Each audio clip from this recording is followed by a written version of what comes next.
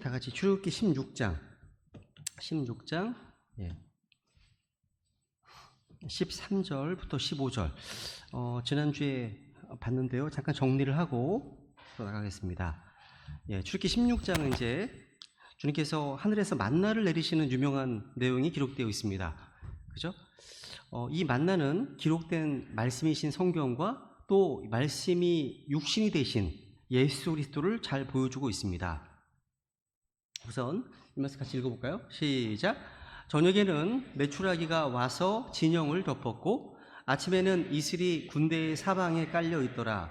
깔려있던 이슬이 올라가니 보라, 광야의 표면에 작고 둥근 것, 즉 땅 위에 내리는 흰 서리같이 작은 것이 깔려 있었으므로 이스라엘 자손이 그것을 보고 그것이 무엇인지 알지 못하여 서로 이르되 그것은 만나라 하매 모세가 그들에게 이르되 이것은 주께서 너희에게 주어 먹게 하신 빵이라 하니라.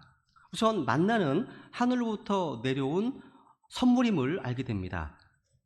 이것은 이 성경이 하나님의 영감으로 주어진 주님의 책임을 또 보여주는 겁니다. 또한 예수 그리스도께서 하늘에서 내려온 살아있는 생명의 빵이라고 말씀하고 계셨죠, 그죠? 둘 다 하늘에서 내려온 생명의 빵이고 하나님의 선물이었죠.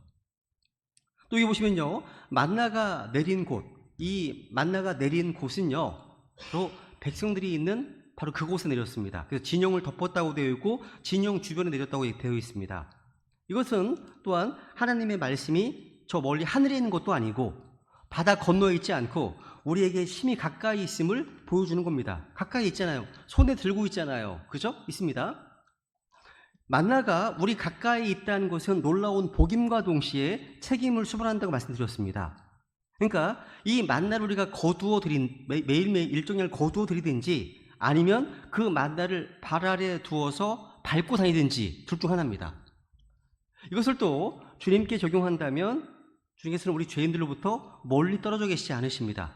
언제라도 주님께 나아올 수가 있죠. 그죠? 똑같습니다.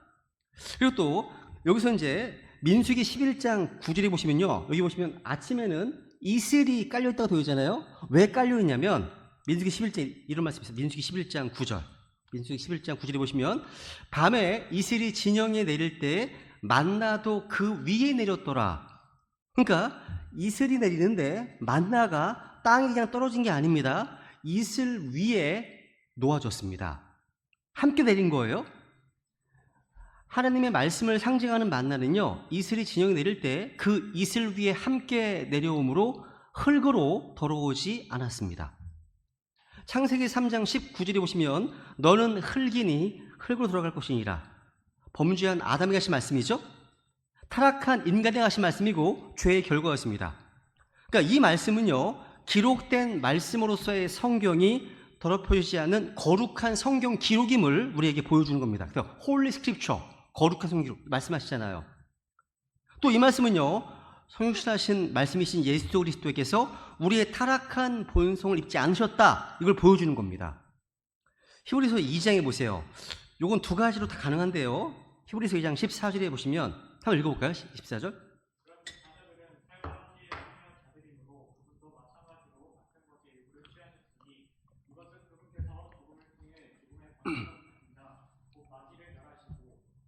지금 스크린에 보여드리는 말씀은 400주년 기념판입니다. 함정역 성경이죠, 그죠?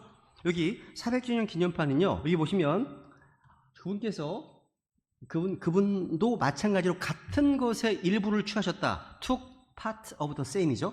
같은 것의 일부를 취하셨다고 되어 있습니다. 그러니까 살과 피의 일부를 취하셨다는 말씀이에요. 그러니까 예수님께서 살과 피로 오셨지만 죄는 없는 분으로 오셨기 때문에 이렇게 번역했다고 할 수 있습니다. 그런데 마제스트판을 펴보시면요, 이 내용이 그분도 마찬가지로 친히 같은 것들에 참여하셨으니라고 바꾸었습니다. 친히 같은 것에 참여했다. 이 말씀은 예수님께서 하나님이시지만 인성을 취하셨다는 의미로 이해하면 됩니다. 그러니까 같은 것에 참여하셨다고 하면 우리 인간과 같은 몸과 피를 입고 오셨다고 이해하면 되고요, 같은 것의 파트 일부에 참여했다 라고 하는 거라면 몸과 피를 입고 오셨지만 죄는 없는 분이시기 때문에 그렇게 이해하시면 되는 겁니다. 대부분의 성경 교사들이 마제스티판으로 바뀌어야 한다고 했지만 제가 읽은 책 가운데 M.R. 디안이라는 아주 유명한 성경교사가 있습니다. 이분은 이것을 후자로 같은 것의 일부를 취하셨다 이렇게 설명하고 있습니다. 그러니까 똑같은 살과 피로 오셨지만 죄는 없으시기 때문에 그 파트를 인용하면서 설명하는 거거든요. 두 개 다 가능하다고 봐요. 저는요. 가능한 겁니다. 여러분, 성경은요 자체 내장 사전이 있어요. 영어로 이 took part of라는 단어를 앞에서 여기 보면 살과 피에 참여한 자들이므로 이것을 partaker 이렇게 설명하고 있습니다. 이 partaker는요 노웹스 사전에 보시면 참여하다, 어떤 특성을 공유하다 이런 뜻입니다. 그러니까 문맥으로 봐서 예수님께서 인간으로서의 특징을 가지게 되었다는 것을 의미하는 겁니다. 그러니까 두 개 다 영어 문맥이나 어법상 이해할 수 있는 번역이라고 볼 수 있습니다. 두 개 다 가능하다는 얘기예요. 그죠? 그래서 일부를 취하셨다고 한다면 만나가 흙에 떨어지지 아니하고 이슬 위에 떨어졌다는 것의 관조로 볼 수 있어 보여드리는 거예요. 예수님께서는요 빌립보서 2장에서처럼 사람의 모양으로 나타나사 자기를 낮추시고 또 종의 형체를 입으셨으나 우리를 위해서 하나님께서 예비하신 그 몸은요 이 세상의 흙에 속하지 않으신 분이셨습니다. 히브리서 10장 5절 히브리서 10장 5절 볼까요? 네.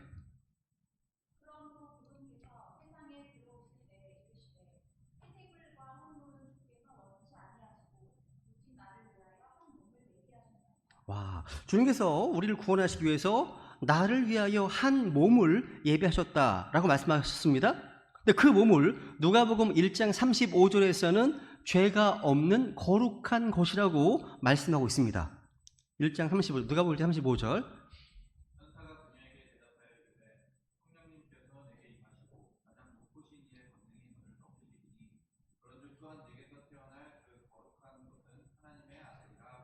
와, 되게 아주 쇼킹한 구절이죠. 하나님의 아들이라 불리시는 분인데 네게서 태어날 그 거룩한 것이래요. 성경 기록대로 번역해야 되겠죠? 거룩한 것 맞습니다. 맞습니다. 그러니까 마리아가 수태에서 낳은 아들은요 아담의 피 또 요셉의 피를 받은 사람이 아닙니다. 땅에 속한 자가 아니에요. 인류 최초로 남자의 씨가 아닌 여자의 씨로 오신 거거든요. 그죠? 지금 여기서 내게서 태어날 그 거룩한 것, 많은 사람들이요 예수님을 거룩한 것이라고 하는 것은 오류다, 성경 바꿔야 된다. 그래서 한글 킹제임스 성경에서는 거룩한 이, 또 흠제역도 이전판에서는 거룩하신 이로 이렇게 하셨다가 영어 킹제임스 성경대로 거룩한 것으로 바꾼 거거든요. 거룩한 것. 근데 이 거룩한 것은요 창세기 3장 15절에 보시면 원시복음이라 불리죠. 원시복음 최초의 예언입니다. 이 말씀을 잘 보여주는 겁니다. 읽고요. 네.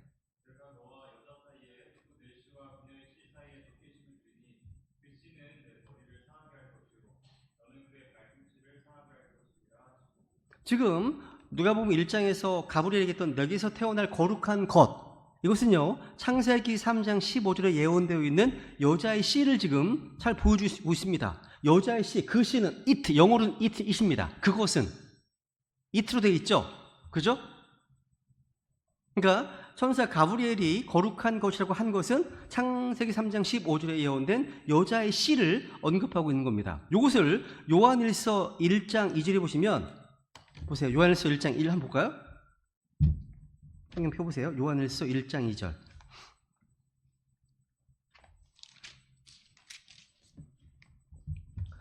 요한일서 1장 1절부터 볼게요. 처음부터 계셨던 그것, 넷입니다. 처음부터 계셨던 그것, 그게 뭐냐면 즉 생명의 말씀에 관하여는, 생명의 말씀이 누굽니까? 예수 그리스도입니다. 말씀이 대문자거든요. 그죠? 말씀에 관하여는 그것입니다. 그것이죠. 우리가 들었고 우리 손으로 보았으며, 우리 눈으로 보았으며 자세히 살펴보았고 우리 손으로 만졌노라. 그 생명이 나타나심에 우리가 그것을 보았고 또 아버지와 함께 계시다가 우리가 나타나신 그 영원한 생명을 증언하며 너희에게 보이느라. 여기도 그것이라고 표현하고 있죠. 그죠? 그죠? 성경 기록대로 해야 되는 거예요. 그러니까 요한이 예수님을 본 그것은 바로 육신이었어요. 그러니까 하나님께서 예비하신 몸이었다는 거죠. 그죠? 어렵지 않습니다. 그리고 이제 지난주에 만나는 크기가 작았어요. 그죠? 성경 안에는요 구원을 이루는 모든 지혜가 들어있고 또 구원받은 성도들이 하나님의 사람으로 철저히 갖추어지는 데 필요한 모든 것이 다 들어있습니다. 성경 한 권으로 충분하다는 거죠. 다 들어있습니다. 또 이것은요, 우리 주 예수 그리스도의 낮아지심을 잘 보여주는 겁니다. 온 우주보다 그레이트 크신 하나님, 위대하신 하나님께서 육신의 몸을 입고 나타나시기 때문에 온 우주의 창조주께서 이 세상에 오셔서 인간의 몸으로 오셨잖아요. 그리고 자신을 낮추셔서 종이 되셔서 십자가에 죽으셨습니다. 이게 얼마나 작아지신 겁니까? 그죠? 또 이 만나는요, 둥글었습니다. 둥글다는 것은 모가 나지 않고 울퉁불퉁한 것이 없이 완전하고 조화 가운데 있는 하나님 말씀을 잘 보여주고 있는 겁니다. 그래서 오리지널에 들려있는 이 킹제임스 성경에는 어떠한 오류도 실수도 없죠. 그죠? 찾을 수 없습니다. 예수님도 마찬가지예요. 그죠? 예수님께서 완전하신 하나님이시기 때문에 그분에게는 어떠한 잘못도 오류도 죄도 없습니다. 또 둥글기 때문에 어떤 시작도 없고 끝도 없는 분이십니다. 영원하신 하나님이시거든요. 그죠? 야, 여러분, 이 만나는요, 하나님께서 이스라엘 백성들에게 실제 주어 먹게 하시는 빵이에요. 하나님께서 광야 여정을 하고 있는 이스라엘 백성들에게 주시는데 뭘 줬습니까? 작은 빵, 둥근 빵을 줬습니다. 작고 둥글어요. 생각해 보세요. 주님께서 매일매일 공급하시는 양식은요, 큰 걸 주시는 게 아니에요. 먹기 부담스러운 걸 주시는 것이 아닙니다. 상할 수 있는 음식을 주시는 것이 아닙니다. 작고 둥근 걸 주셨습니다. 그러니까 먹는데 작기 때문에 부담이 없습니다. 그죠? 부담이 없습니다. 먹을 때 부담스럽다, 먹을 때 좀 어렵다, 필경 주님께서 공급하시는 양식이 아닙니다. 작고 둥글어야 돼요. 예를 들어서 이단들, 제이미스든 안성홍이든 신천이든 간에 비유가 어떻고 비사가 어떻고 얘기하잖아요. 그죠? 부담스럽잖아요. 이런 것들을 보면. 그러니까 작고 둥글다는 것은요, 하나님의 사랑입니다. 우리를 배려하시는 거예요. 제가 어렸을 때요, 저희 외할아버지께서는요, 항상 저희 집에 오시면 사과를 못 드세요. 이가 없으셔가지고 항상 사과를 숟가락으로 갈아서 드셨습니다. 갈아서 드셨어요? 그러니까 이가 없는 어린아이부터 노약자에 이르기까지 모든 사람들이요, 희고 꿀맛 나는 작고 둥근 만나를 먹을 수 있었습니다. 하나님 배려예요. 누구도 먹을 수 있습니다. 놀랍지 않아요? 그죠? 만나가 코끼리 상아처럼 크고 오징어처럼 질기고 가시처럼 울퉁불퉁하고 튀어나왔다면 먹기 힘들었을 겁니다. 그죠? 야, 그러니까 우리가요, 이게 믿지 않는 자들에게 복음을 전할 때도 마찬가지예요. 그들의 입장에서 들리는 말씀을 선포할 필요가 있겠죠. 어떻게 보면, 그죠? 알아들 수 있는 용어들을 좀 사용할 필요가 있지 않을까. 너무 우리만 이해하는 용어들, 거듭남이 어떻고 구원 어떻고 그러면 이게 뭔 얘기인지 못 알아들 수 있어요. 그죠? 그러니까 그들이 이해할 수 있도록 쉽게 전하고 있는지 한번 생각해 볼 필요가 있습니다. 또 영적으로 어린 지체들을 만나서 성경을 가르쳐 줄 때, 설명해 줄 때 이 만나처럼 그들이 좀 받아들일 수 있는 말씀을 우리가 주고 있는지, 아니면 처음부터 다짜고짜 만나자마자 UFO가 어떻고 비프 스테이크를 줘버리면 죽을 수 있죠. 어린 아기한테 줘버리면 젖부터 줘야 되겠죠. 그죠? 주님께서는요, 그렇게 안 하셨습니다. 요한복음 16장 12절에 보세요. 한번 16장 12절.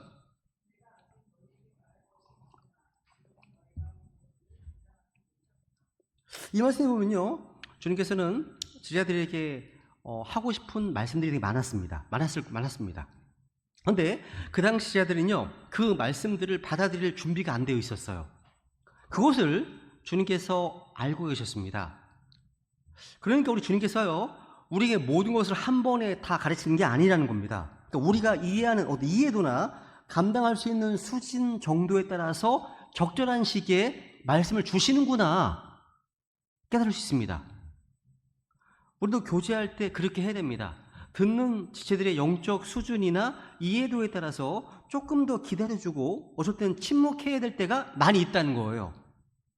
하고 싶은 말 다 하는 게 아니라 듣는 사람들의 어떤 상태에 따라서. 그죠? 만나가 작고 둥글었다는 것은요, 우리가 전하는 메시지에 다 적용할 수 있어요. 복음 전할 때도, 또 교제할 때나 이 성경을 소개할 때나 듣는 대상이 받아들일 수 있고 먹을 수 있도록 증거하라는 거죠. 그죠? 야, 이 작은 것에 감사해야 됩니다. 그죠? 또 이 만나는요, 만나는 흰색입니다. 흰색이었습니다. 하나님 말씀에 어떤 순결함을 보여주고 있고 우리 주님의 순결하심, 죄 없으심을 보여주는 겁니다. 또 이 만나는요, 주님께서 먹으러 오신 빵이었죠. 단순히 보는 것에 그치는 게 아니라 실제 먹어야 되는 빵입니다. 먹어야 되는 거예요. 음식을 입에 넣고 소화시키는 게 필요하다는 거죠.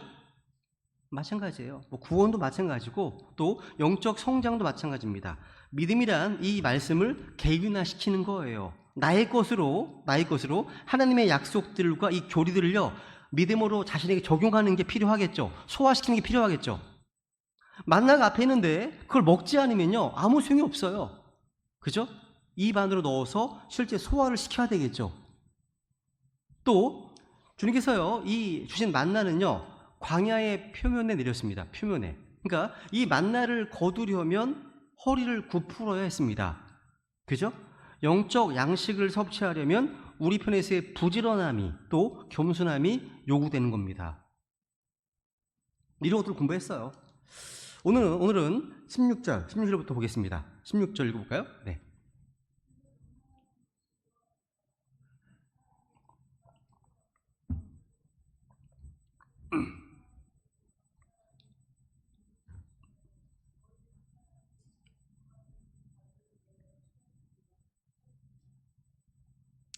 여기 보시면요, 너희 각 사람이, 영어로 보세요. take e every man입니다. every man이에요. 근데 이 every man을요, 뒤에 보시면 in his tent라고 되어 있어요. tent. 그죠? 그러니까 이 각 사람을요, 가장으로서의 남자로 이해할 수 있습니다. 왜냐하면 every man을 말씀하시면서 his tent 이렇게 지칭하고 있거든요. 그래서 이 경우 우리가 man은 가장으로서의 남자를 이야기하는 것으로 이해할 수 있습니다.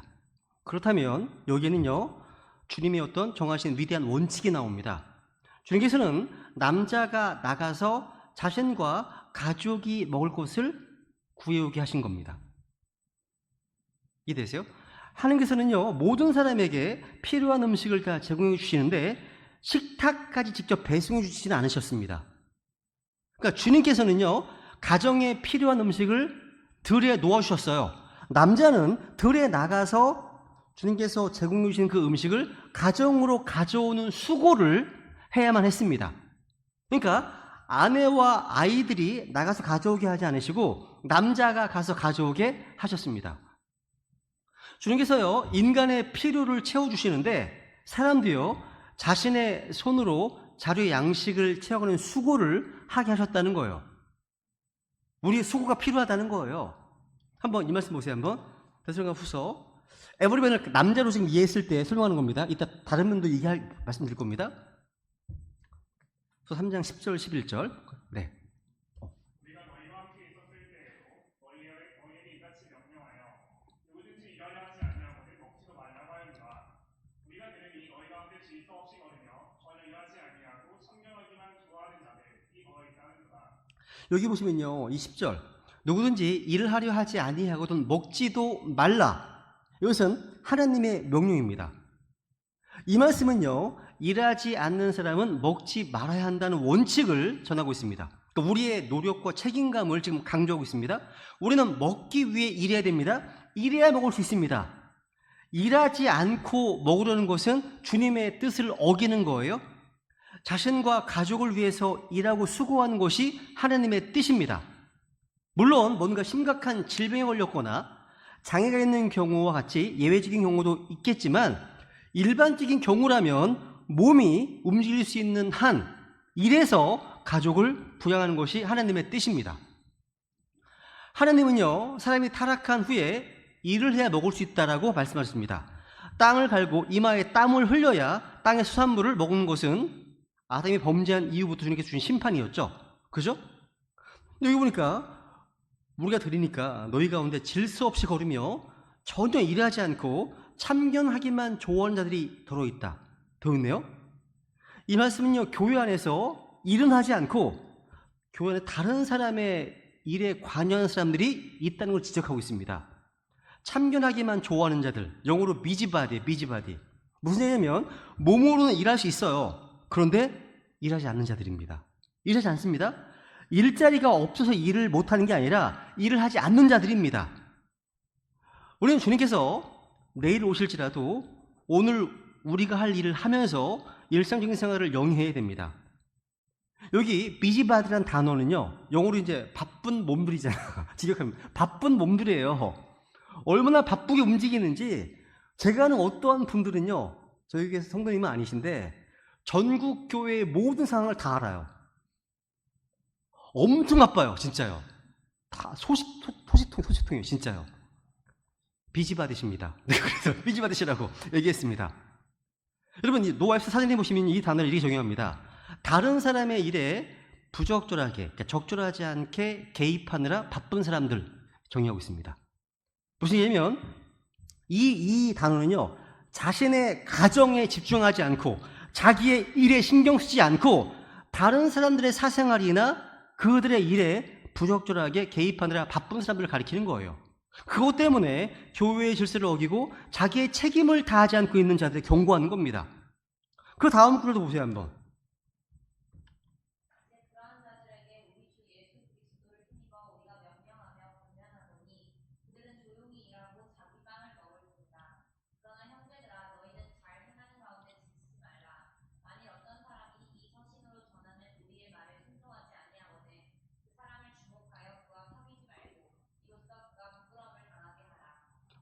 이것이면요, 일은 하지 않고 다른 사람이나 다른 교회 일에 참견하기 좋아하는 이들, 이 비지바디들에 대해서 바울은 명령하고 있습니다. 조용히 일하라고요. 조용히 자기 일 하라고요. 또 자기의 수고로 든 빵을 먹으라고 말씀하고 있습니다. 그러니까 자기 일에 집중하라는 얘기예요. 그러면서 14절에 보시면 이 말씀에 따르지 않는 사람에 대해서 어떻게 해야 되는지 그 지침까지 제공해 주고 있습니다. 그렇죠? 그런 사람들을 주목하고요. 그리고 그런 사람들과 사귀지 말랍니다. 교제하지 말랍니다. 제 얘기가 아니에요. 그죠? 이건요, 그 사람이 자기 행동을 좀 반성하게 하기 위해서 이런 말씀 하시는 겁니다. 즉, 우리는요, 자신의 일에 충실해야 되고요, 잘 행하는 가운데 지치지 말고 지속적으로 수행하고요, 이 말씀에 따르지 않는 사람들과는 거리를 두어야 한다고 말씀하고 있는 겁니다. 왜냐하면요, 하나님의 말씀을 고의로 무시하고 자기 손으로 일하지 않기 때문이에요. 그러니까 일을 할 수 있음에도 일하지 않으면서 먹고 살면요, 그것은 결국 정부의 힘을 빌려서 누군가의 돈을 훔치는 것이 지나지 않기 때문이에요. 세상에서는 이런 것을 복지 정책이라고 부를지 모르지만 성경은 명백하게 그것은 잘못된 것이라고 경고하고 있습니다. 한번 네비서 4장도 볼까요? 중에서 성도들이 무엇을 위해서 일해야 되는지 말씀해 주셨습니다.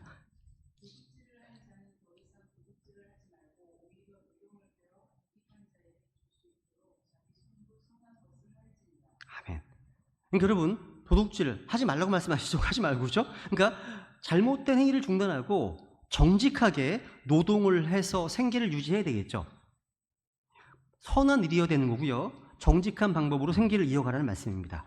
그리고 그렇게 얻은 수입은 다른 필요한 자들에게 줄 수 있도록 하라는 거죠. 그러니까 궁핍한 자에게 줄 수 있도록 하라.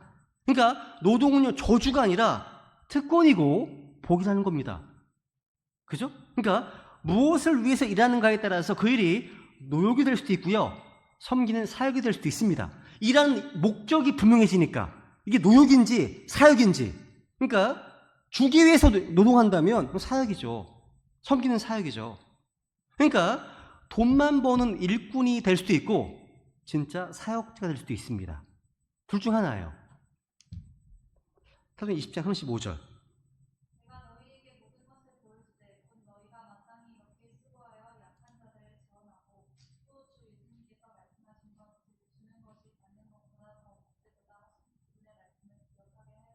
아멘.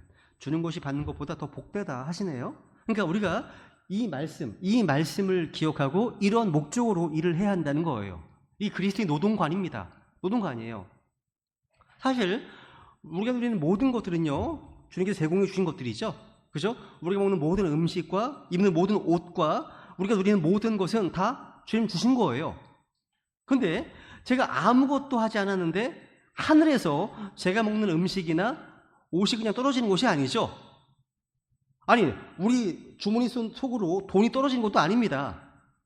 주님께서 우리에게 일하라고 명령하셨고 우리가 그 명령에 순종해서 일을 하기 때문에 주님께서 복을 주셔서 우리가 누릴 수 있게 되었잖아요. 근데 주님께서 우리에게 제공해 주지 않으시면요, 아무것도 누릴 수 없습니다. 다 하나님의 은혜거든요. 은혜입니다. 그죠? 주님께서는요, 하늘에서 빵을 내려주셨지만 남자는 가정을 위해서 들에 나가서 그것을 거둬야 했다는 사실. 남자는요, 마을 전체를 위해서 일할 필요는 없었고 자신의 가족을 위해 일하면 되었습니다. 그리고 오늘 본문에 보시면 내일을 위해 일할 필요는 없었고요, 오늘 하루를 위해서 일하면 되었습니다. 하루하루 거두어 드렸거든요. 그죠? 다만 모든 남자는 나가서 일해야 했습니다. 다시 16절을 보세요.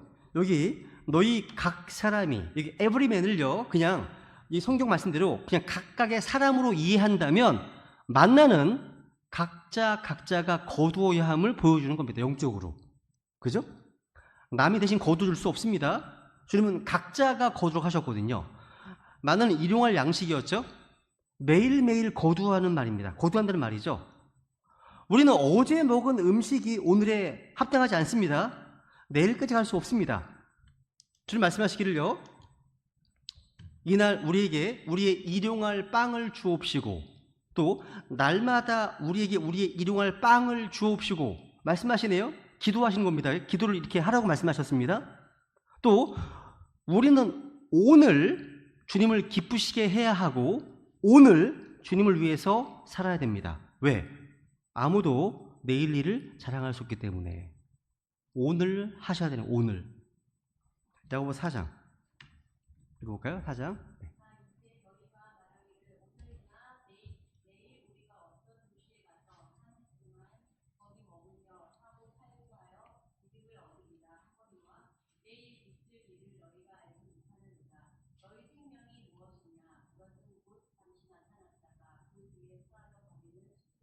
와, 사람들은 오늘과 뭐 내일의 계획을 가지고 있잖아요. 인간은 미래를 알 수 없습니다. 대부분 내일도 우리에게 주어질 것이라고 생각하며 삽니다. 그죠? 근데 성경은 내일 일을 알지 못한다고 증언합니다. 또 우리 육체의 생명은 빠르게 지나가고 있죠? 수증기와 같이 우리 생명은요, 일시적인 거예요. 그래서 사람은 지금 구원받아야 되고, 구원받았다면 지금 주님께 헌신해야 되는 겁니다. 지금 해야 되는 거예요. 내일이 아닌 지금 현재의 순간에 집중하고 내일을 미루지 말고 지금 바로 액션, 행동에 옮기는 것을 강조하는 겁니다. 지금 하라는 거죠. 그래서 기도는 내일 하는 게 아니라 오늘 해야 됩니다. 오늘. 성경은 또 오늘 읽어야 되는 겁니다. 오늘 먹어야 될 빵을 내일 먹을 수 없죠. 선을 행하는 것도요, 내일 하는 게 아니에요. 오늘 하는 겁니다. 잠언 3장 28절.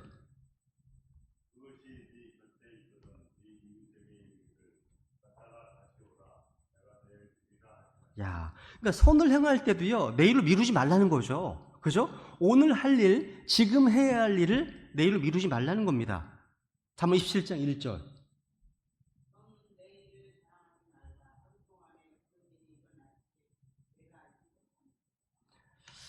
맞습니다. 그렇다면 우리가 선을 행하고 복음을 전하고 어떤 기도하고 주님을 따르는 일 언제 해야 되는 겁니까? 내일이 아니라 지금 해야 할 일인 겁니다. 주님께서 부르시는데 다음에 할게요 해서 안 된다는 거죠. 오늘입니다. 지금이에요. 파라오는, 마귀를 예표하는 파라오는 내일이니이다 라고 했지만 성령께서는 오늘, 지금 이라고 말씀하십니다. 오늘, 지금. 그래서 주님께서 명령하시면요, 에이, 나중에 순종할게요, 이게 아닙니다. 주님 저 은퇴하고 순종할게요, 이게 아니라는 거죠. 지금, 당장, 오늘입니다. 바로 지금 해야 한다는 거죠. 그럼 이제 본문은 17절, 18절 가겠습니다. 17, 18절 볼까요? 네.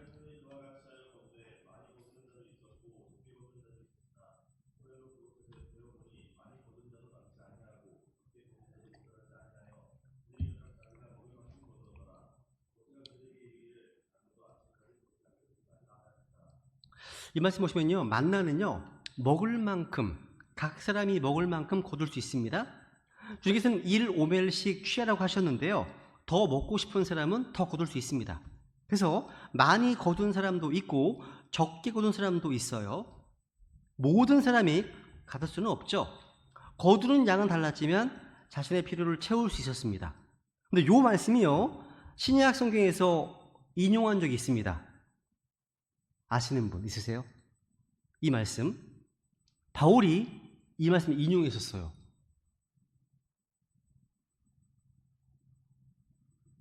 아시리라 믿고 고린도서 8장을 보겠습니다.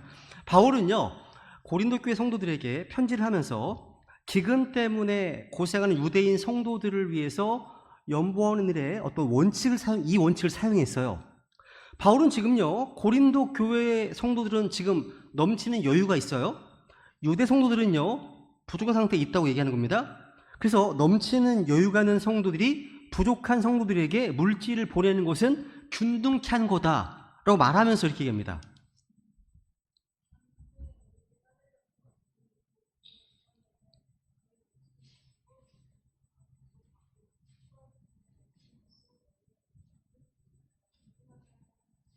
와, 균등하게 하라는 것이다. 이 말씀을 하면서 15절에 이것은 기록된 바 많이 거둔 자도 남지 아니하였고 적게 거둔 자도 모자라지 아니하였도다 함과 같으라. 지금 만나 얘기를 하고 있는 거예요, 지금요. 하면 그죠? 그러니까 이 당시 고린도 교회 성도들은요, 만나를 좀 더 많이 거둔 사람들이 되었고 유대 성도들은요, 부족하게 거둔 사람들이 되었습니다. 이때 주님께서는요, 많이 거둔 고린도 교회를 포함해서 이방 교회들을 통해서 부족하게 거둔 유대 성도들을 공급하게 하셨습니다.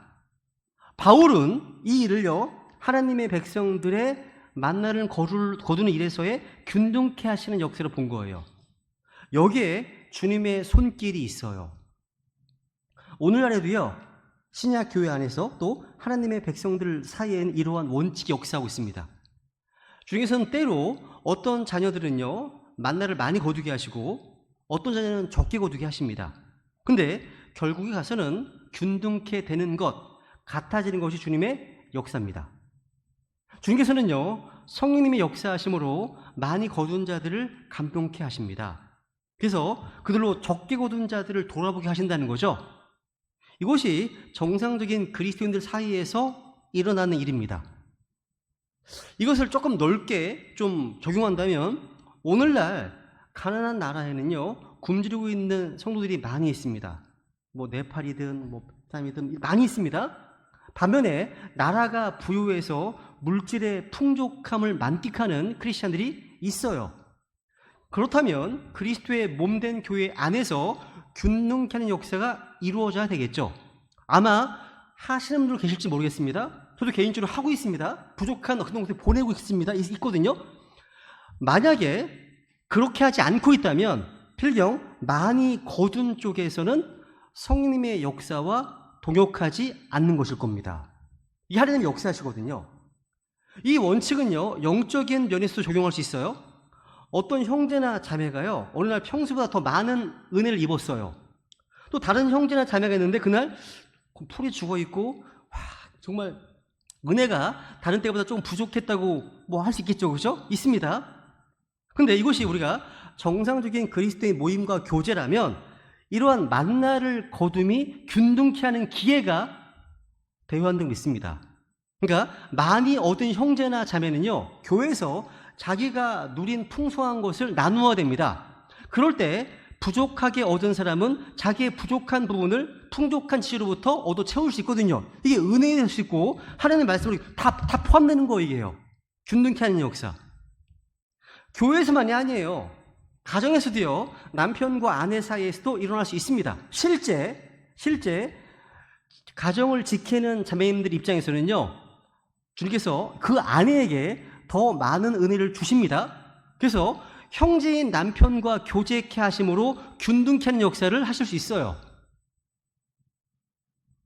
필요해요, 여기에요. 이런 것이 광야에서 자녀들을 골고루 공급하시는 하나님의 은혜의 역사인 거예요. 이게요.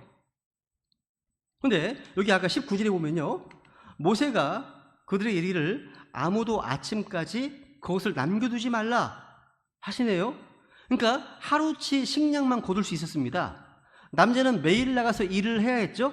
그런데 욕심으로 필요 이상으로 거두어서 아침까지 남겨두게 되면 벌레가 생기고 냄새가 나고 부패했습니다.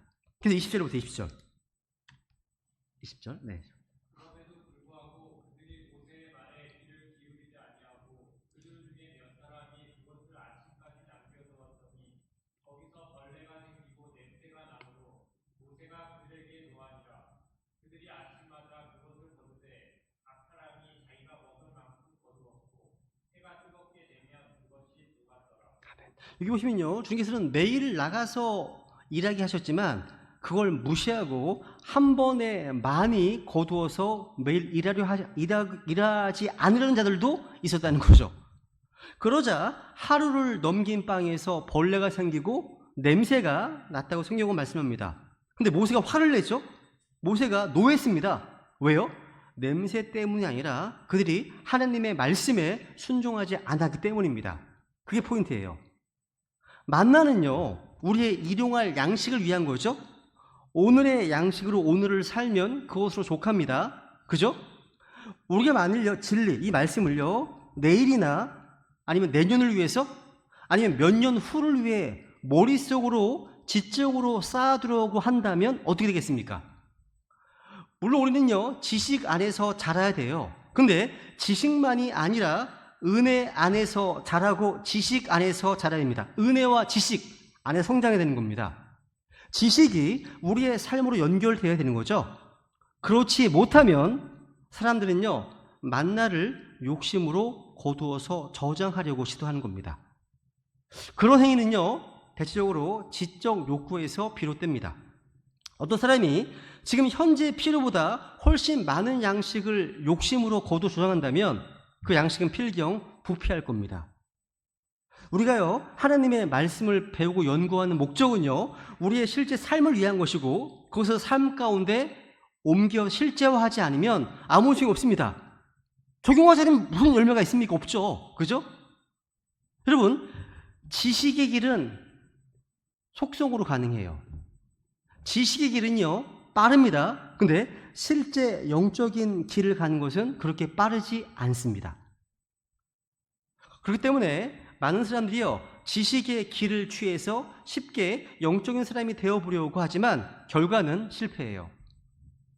영적인 지식을 많이 저장해두고 또 영적인 말을 많이 하는 사람들이요, 실제 어떤 어려움이 붙으셨을 때 자신들이 알고 말하는 지식과는 전혀 다르게 행동하는 것을 많이 봤습니다. 달라요.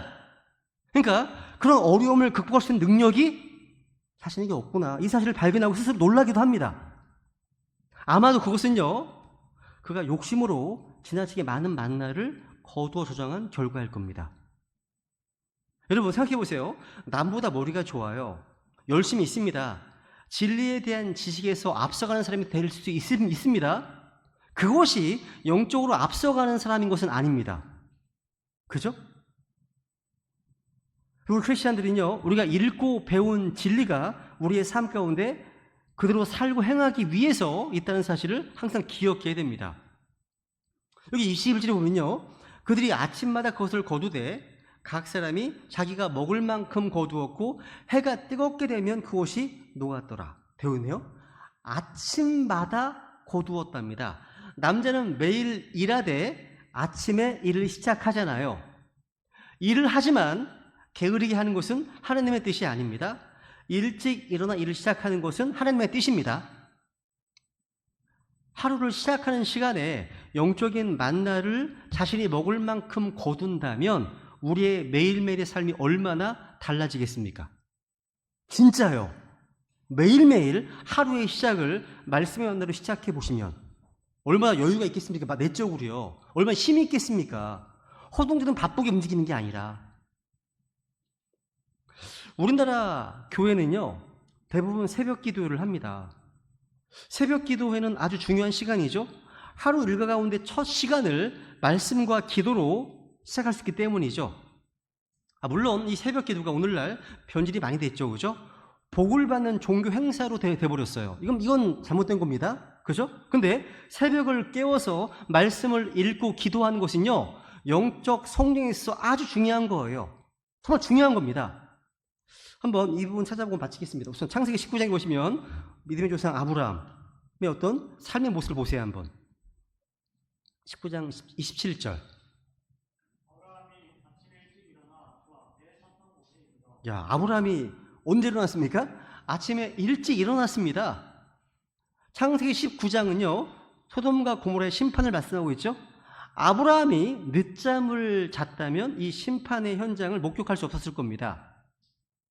아침에 일찍 일어나는 것은요, 아주 좋은 습관인 거예요. 습관입니다. 또 주 앞에 섰던 곳이 있네요. 어떤 장소가 있어요. 그러니까 우리 또한 하나님을 만나는 특별한 어떤 장소를 가지고 있으면 좋습니다. 아브라함은요, 가끔, 그러니까 아침에 일찍 일어나는 것이 아니라 항상 일찍 일어났습니다. 창세기 21장 보세요. 아브라함이 아침에 일찍 일어나 빵과 물 한 부대를 취하여 하갈에게 주되, 아침에 일찍 일어났습니다. 하갈과 이스마엘을 보낼 때에도 아침 일찍 일어났습니다. 또 창세기 22장 3절.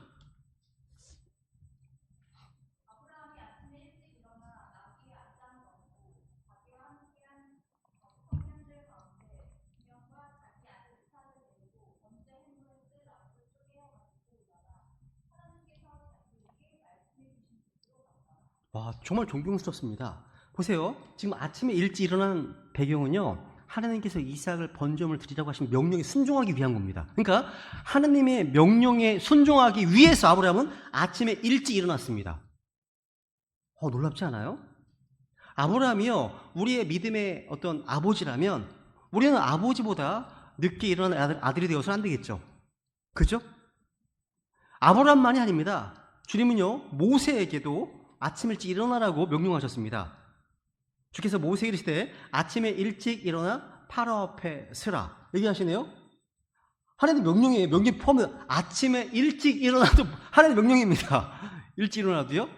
그 다음 9장 13절 읽어볼까요? 13절. 네.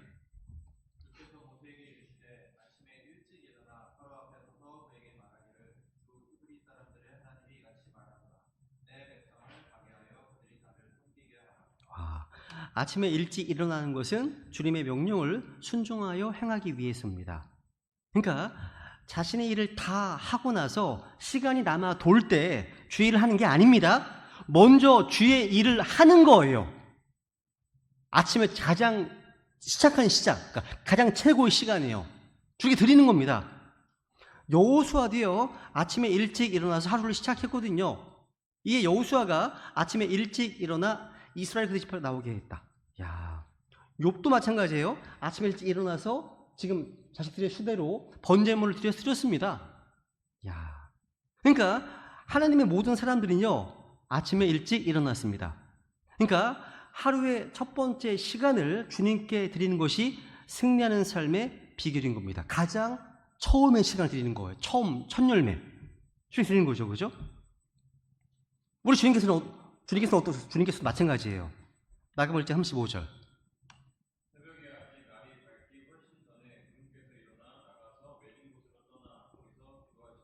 와, 끝이에요. 주님께서 이렇게 하셨다면 우리도 마찬가지예요. 그죠? 새벽 기도는요, 주님께서 친히 본으로 보여주신 기도입니다.